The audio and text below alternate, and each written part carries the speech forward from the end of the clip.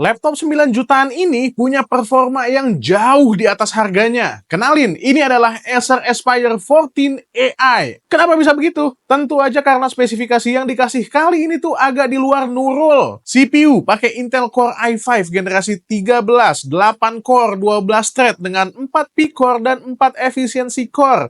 Dia punya TDP 45 watt. GPU dia dikasih Nvidia RTX 2050 4GB GDDR6 yang udah dukung ray tracing dan juga DLSS. RAM kita dikasih 8GB DDR5 dengan satu slot kosong lagi buat tambahan. Juga ada SSD 512GB NVMe Gen 4 dengan speed yang udah cukup kenceng ini. Semuanya itu dibalut dalam sebuah bodi polikarbonat berwarna steel grey minimalis dengan logo Acer kecil di bagian atas.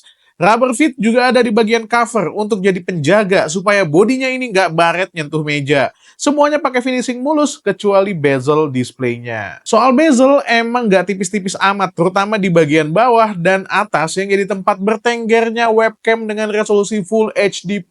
Webcam ini juga udah dukung Acer Purified View, fitur AI yang ada di kamera kayak auto framing, dan juga dukung Windows Studio Effect, meskipun laptop ini tuh sebenarnya nggak punya NPU di dalamnya. Soal display, Acer Aspire 14 AI ini pakai panel IPS berukuran 14 inci dengan resolusi WXGA alias 1920 x 1200 dengan refresh rate di 60 Hz aja. Finishing matte di layar ini juga ngebantu banget buat ngurangin glare waktu kalian pakai. Keyboard hadir dengan tone warna yang senada dengan bodinya, dengan feels ngetik yang oke, travel distance-nya pas.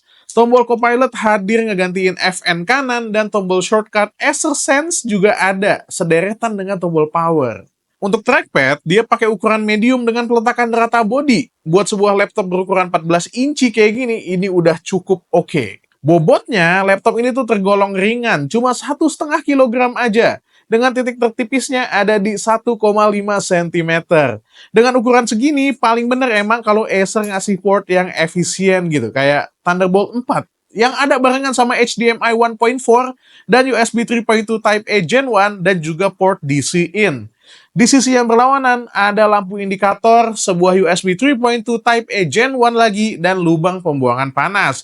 Ada juga sebuah lubang Kensington lock. Next, benchmark sintetis. Please take note bahwa sepanjang gua nge-benchmark, gua selalu menggunakan mode performance dan juga laptop ini sambil dicolokin ke chargernya. Untuk ganti-ganti modenya, silent, normal, dan performance, kalian bisa masuk dalam aplikasi Acer Sense atau biar gampang tinggal pencet Fn plus F aja. Nanti kalian bisa ganti-ganti modenya di situ. 3D Mark Fire Strike bisa dapetin angka yang lumayan tinggi, 8 ribuan. Untuk Time Spy, Acer Aspire 14 AI dapat skor 3.956. Gue juga nyoba jalanin Still Nomad Lite dan dapat angka 3.690. Ketiganya nunjukin angka yang cukup menjanjikan buat sebuah laptop 9 jutaan dan ini ringan laptopnya.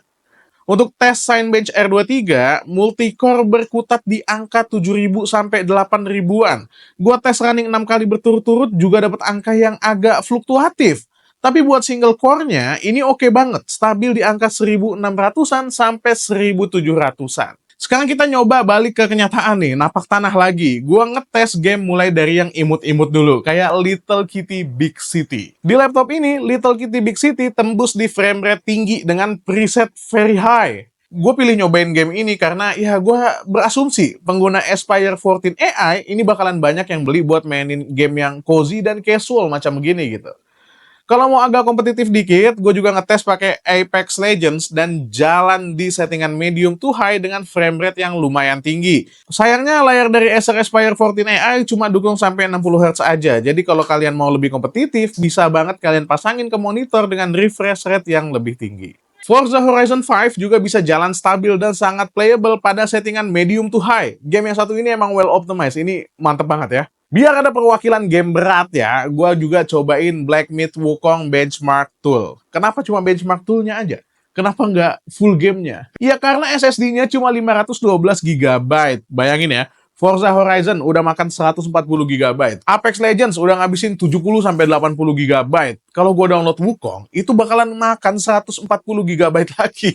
Abis nanti. Black Myth Wukong Benchmark Tool bisa jalan sampai 70-an FPS di settingan low. Tentu dengan bantuan DLSS dan FrameGen. Ini gue nyalain, jelas. Sebagai veteran Wukong yang sampai sekarang nggak tamat-tamat, gue bisa bilang FPS segini harusnya udah lebih dari cukup untuk main game ini dengan nyaman. Selama benchmark, laptop ini tuh yang gue rasain adem banget. Nggak ada masalah panas atau anget yang berlebihan sama sekali. Suara kipasnya pun bearable gitu, masih bisa kita maklumi. Konon katanya laptop ini sih pakai single fan. Kok konon? Emang nggak dibuka? Enggak. Soalnya laptop ini adalah pinjaman dan masih segel, ini masih baru banget, jadi nggak gue buka. Ya maaf. Emang nggak perlu dibuka juga udah kelihatan sih ya sebenarnya. Lubang intake dan outtake-nya ini nggak panjang. Alias, ini kipasnya jelas sebiji aja.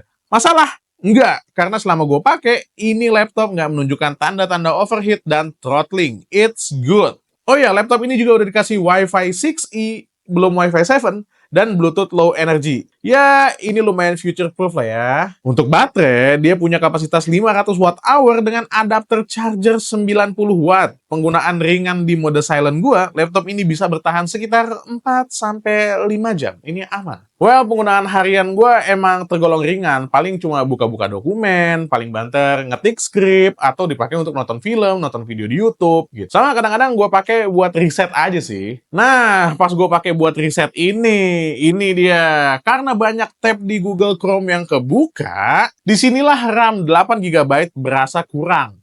Untungnya bumi masih berputar. Oh enggak. Untungnya di Acer Aspire 14 AI ini masih ada satu slot RAM kosong. Jadi ketika kalian beli laptop ini, gue sangat-sangat menyarankan kalian untuk tambahin RAM-nya aja. 16 GB dual channel gas lah, ini udah lancar banget. Oh ya, siapin budget juga buat beli dongle USB deh. Soalnya, 2 USB Type-A di laptop ini bisa jadi kurang buat kerjaan heavy load ya. Apalagi buat yang banyak pakai flash drive dan suka celup-celup sana-sini. Overall, ini laptop yang cakep banget buat kalian pertimbangkan buat dibeli. Di harga 9 jutaan, kalian bisa dapetin sebuah laptop dengan discrete GPU RTX. Itu adalah sebuah kemewahan, bro. Belum lagi ada garansi servis 3 tahun dan garansi spare part 1 tahun. Desain layar, jeroan, dan overall performance-nya itu di harga segini emang nggak bisa ditolak. Agak susah nyari saingannya untuk di budget yang sama. Kecuali kalau budget kalian itu bisa melar sekitar ya 1, 2, sampai 3 jutaan. Baru mungkin akan ada nemu yang setara atau melebihi. Tapi 9 jutaan dapat spesifikasi kayak begini, correct me if I'm wrong ya, seingat gua, kayaknya nggak banyak. Salah satunya adalah si Acer Aspire 14 AI ini aja. Oke, kalau kalian tertarik, link pembelian ada di deskripsi di bawah atau di keranjang yang ada di bawah gua ini. Itu tokonya udah gua kurasi, insya Allah toko-toko yang aman, dengan harga-harga yang juga oke, biar kalian tetap cuan ketika beli laptop ini buat nyari cuan. Oke, that's it. Gue Dian dari Main Lagi pamit. Kalau kalian suka sama video ini, silahkan di like dan subscribe. Kalau kalian gak suka, ya terserah kalian. Kalian tahu apa yang harus kalian lakukan. Assalamualaikum warahmatullahi wabarakatuh. Bye. Sampai ketemu di video-video selanjutnya.